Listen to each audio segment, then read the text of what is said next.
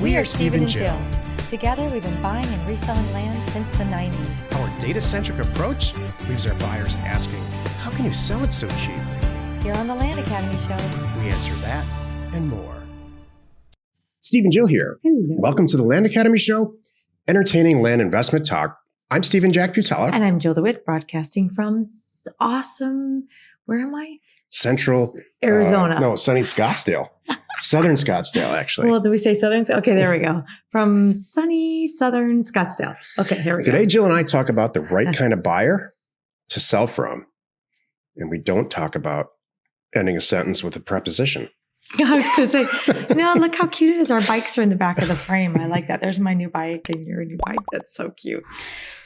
Before we get into it, let's take a question posted by one of our members on the landinvestors.com online community. It's free. Jack, I think it's okay. I'm pretty sure your English teacher is not listening. I bet she's not either. Okay. You know what my English teacher told me? What? Uh-oh. Why are you going to go to college? That's just so you can beat your head against the wall and when you stop, it makes you feel better? No. I swear my high school told English you that? teacher said that. Why? She's just an old cranky lady and she didn't think I was smart. We all have stories like this. Okay. I never had that. But that's kind of interesting. I'm sorry. Well, you're a happy, nice person Well, and maybe you're probably a good student. Maybe maybe it's all true. Okay, got it. Before we get into it, let's take a question posted by one of our members on the online community. It's free. Okay. Mike wrote, "Hi guys, I'm getting a great response from my first mailer. One of the responses is a lady who has 23 acres and willing to sell. However, it turns out that she has another 84 acres that is connected to the 23 acres that she also wants to sell. Good problem to have, Mike. The only thing is there are 3 homes, included. Again, not seeing a problem. This is great. 2 houses and 1 mobile home. There are 3 other family members on the deeds. Here it comes.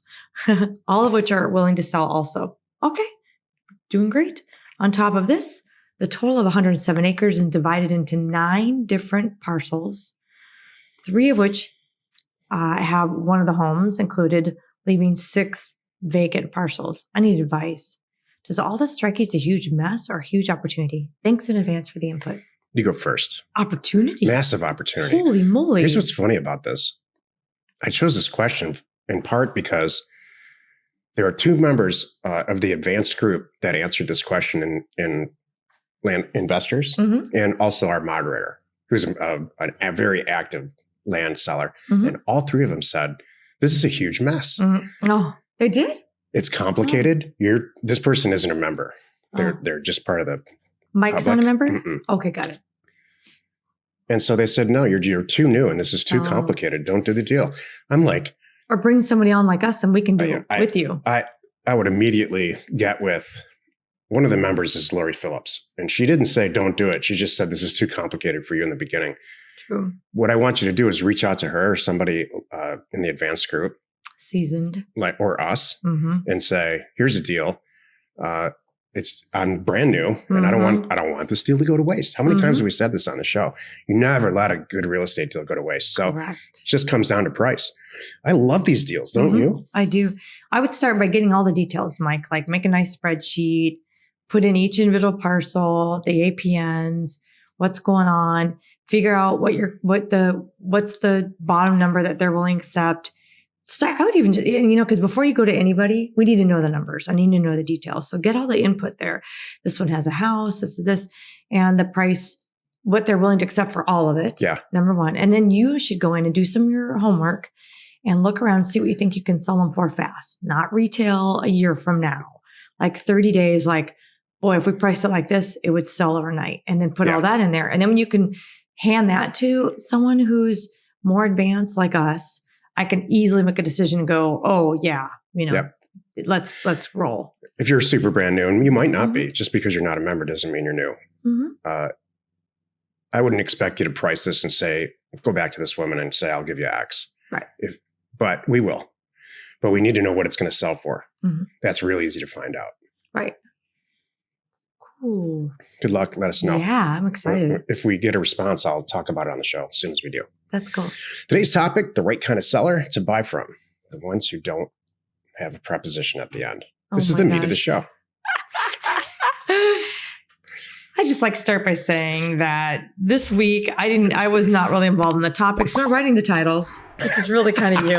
Oh my gosh, threw me under the bus. No, but you do a great job. It's okay. My alternative way the correct way to do this is to say, it's the right kind of seller. From whom to buy. Okay. The right kind of seller from whom to buy. But then I sound like an idiot. How about just the right kind of seller? More than usual. That's what I put. I put the right kind of seller and then I put in parentheses the rest. So here's the deal. There are good sellers and there are not nice sellers and not good sellers. So there's the real stuff, the hard stuff, and then the don't let it take too much time stuff. This is how I broke this topic out. So the right kind of seller, the real stuff. The deal is an easy transaction. It's not like this one Mike just presented. It's like he and his wife own it. They're both alive. They love your offer price. They are ready to go. There's nothing. They've owned it for 35 years. There's no liens. There's nothing. It's a very easy, smooth transaction. So that's the real stuff and easy to see, right seller, wrong seller with that information. Okay. The transaction and the transferring it. Now we got to talk about the person are they communicative? Is that the right word? I think it is. Oh my gosh. I don't know. We're just destroying the English language today, all over the place. Not my best English moment. Are they responsive? Are they easy to work with? Do they answer your phone? Do they, if you're going through escrow, are they going to be available when escrow calls and provide what information the escrow agent asks for? That kind of a thing. So that's kind of the hard stuff. And part of it is too, and then it's going to get into the attitude. This doesn't come up very often. Sincerely, I cannot remember. It's been more than 5 or 8 years since I had a seller that I said, I don't want to buy from you, period. I don't want to work with you, period. But now and then you have prickly people for whatever reason. They say they want to sell, but I'm not even sure they really do want to sell. Because I don't know if they'd be that prickly about it. And I will hang in there. I'll work with them. My team will work with them until there's a point where we're like, now it's just too much. And it's because usually they're so prickly, they're withholding information and it's hard to get the deal done. And I'm not going to about to get in my car and drive over there and stand on their porch and say, look, we're almost done. All I can do is sign this. It's called a deed. And then you're going to get your money kind of thing. But there are some prickly people. And you have to have a conversation with yourself and say, how much time am I going to spend on this? Is this guy going to eat? Is he going to, like we talked about this, you share this, like having sellers that will call you every day. Are we done yet? Because they're so excited we're going to get our money. And it's just like, I can't take it. And I don't have enough time to spend 20 minutes every day on the phone with you. We're talking you down and telling you, yeah, the money's moved in. We're waiting for escrow. It's usually that's it. It's not us. It's something else that's holding the transaction back. And you have to say, God, I had one. I said, I wish I would have called it earlier, like a month earlier. What do you want to add? The right kind of seller, very simply, doesn't care about price. They call back and they say, oh my gosh, your timing is so amazing. I just got transferred to Massachusetts. I don't want this property anyway. I don't care. Yeah, please. I'm going to tell me what to do. I just want to check this off my list because my moving van's coming tomorrow. So Jill and I play this game. Just about every time we're in the car together, wherever we are, I'm like, what do you think these houses are worth right here, right where we are? And she guesses. And it blows my mind how accurate it is. And she doesn't obsess on real estate online like I do. Like every time I'm not working or sitting in front of a camera or something, I'm out on Zillow looking for little spots and errors that need to be corrected by us going to buy a bunch of real estate and reselling it. That's obsessive. We're both obsessed with real estate. True. Long before we ever met each other, this was the case.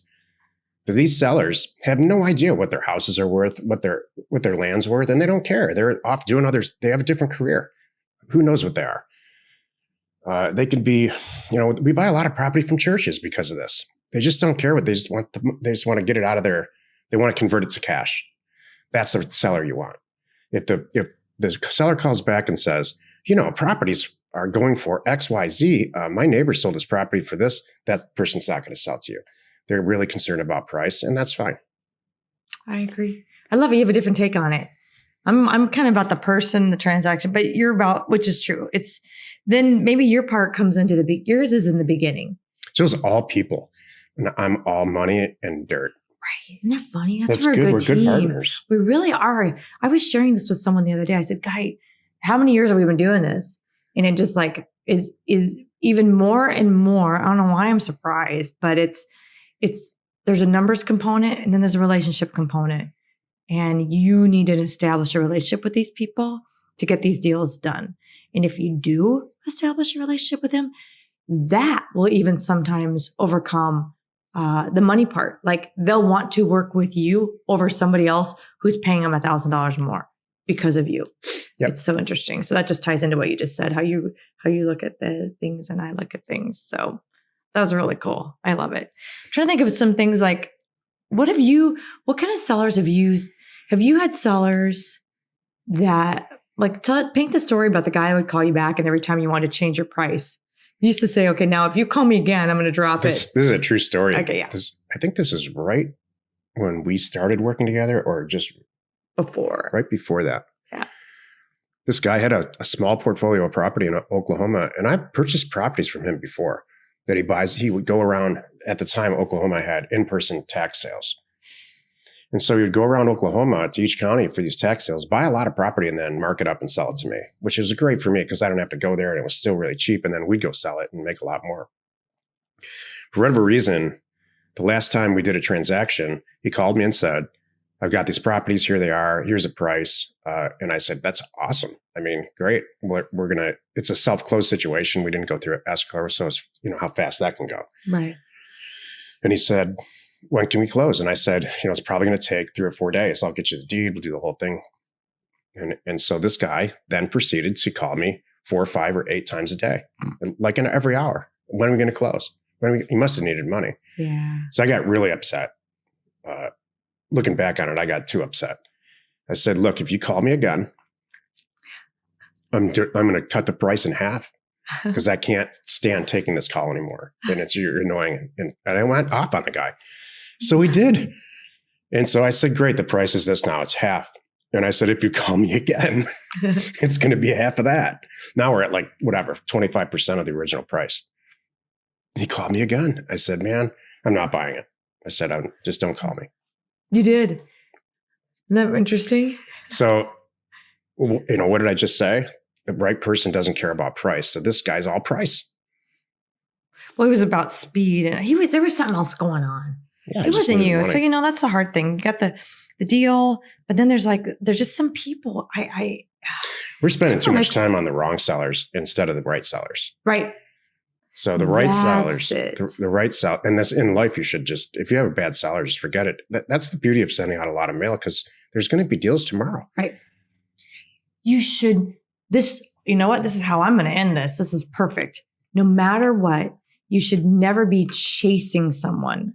You will lose if you're chasing someone. They should be chasing you. Uh-huh. And not too hard like the guy just described. Uh-huh. And you're just connecting. You're on the same page. When somebody calls you, if you send a mailer out and they call you and your intake, however you have that, whether it's Pat Live or whatever, we have a staff. We use a combination of both. After the third call and they're wondering what's going on with the deal, they're going to sell to you. That's a huge indication that you should put them to the top of the list and say, these guys are hot. They want to sell this property. They want to cash out. Yeah. Mm-hmm. That's the right kind of seller. Yeah. A life event happened. And so they want to liquidate. That's the seller you want. You don't want someone in the real estate business.